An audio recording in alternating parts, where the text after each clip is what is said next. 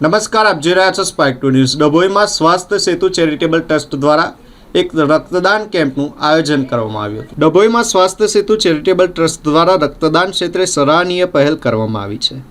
સામાજિક સેવા અને માનવતાનું ઉત્તમ ઉદાહરણ રજૂ કરવા માટે આજે જરોલાની વાડી તાઈ વાગા પાસે ભવ્ય રક્તદાન કેમ્પનું આયોજન કરવામાં આવ્યું હતું।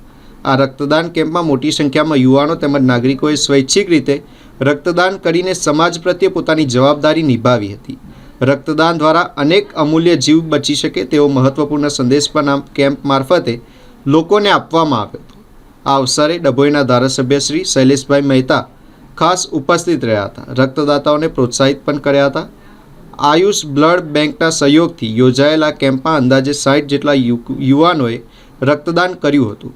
આ કાર્યક્રમને સફળ બનાવવા માટે નગરપાલિકા પ્રમુખ શ્રી બિરેન શાહ, શહેર પ્રમુખ શ્રી દીક્ષિત દવે, મહામંત્રી શ્રી હિરેન શાહ તેમજ નગરપાલિકાના કોર્પોરેટર દાયનિલ સૈયદ, વસીમ શેખ, ફતેહ પઠાણ અને વસીમ ગાચી સહિતના આગેવાનો મહત્વપૂર્ણ સહયોગ રહ્યો હતો।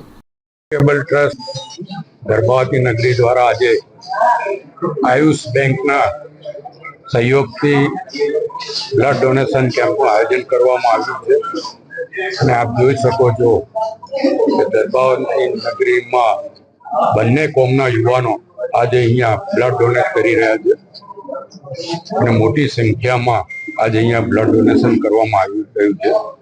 અત્યારની તાતી જરૂરિયાત અને રક્તદાન એ જ મહાદાન કહેવાય છે, ત્યારે રક્તદાન કરીને બીજાની જિંદગી બચાવવા માટેનો જે પ્રયત્ન કરવામાં આવે છે એમાં જે આ બધા યુવાનો સહયોગ આપી રહ્યા છે, અહીંયા કહેવાય છે કે એક જણ રક્તદાન આપે તો 3 જણની જિંદગી બચતી હોય છે। ત્યારે એમાં જે યુવાનોએ સહયોગ આપ્યો છે, રક્તદાન કર્યું છે, એ બધાને હું અભિનંદન આપું છું, શુભેચ્છા પાઠવું છું અને સ્વાસ્થ્ય સેતુ ચેરિટેબલ ટ્રસ્ટ આ જ રીતે ગર્ભાવતી નગરીમાં સમાજ ઉપયોગી કામ કરતું રહે અને બંને કોમ હળીમળીને આવા કાર્યક્રમો કરે એ માટે તમામને આહ્વાન પણ કરું છું અને મોટી સંખ્યામાં બ્લડ બેંકના ડોનેશનમાં આપણે સૌએ યુવાનોએ ભાગ લેવો જોઈએ, જેથી આપણે કોઈની જિંદગી બચાવવામાં ઉપયોગી થઈ શકીએ અને કોઈના આશીર્વાદ મેળવી શકીએ। આમાં મોટે ભાગના યુવાનો છે, ત્યારે તમામને હું ફરીવાર અભિનંદન આપું છું અને શુભેચ્છા।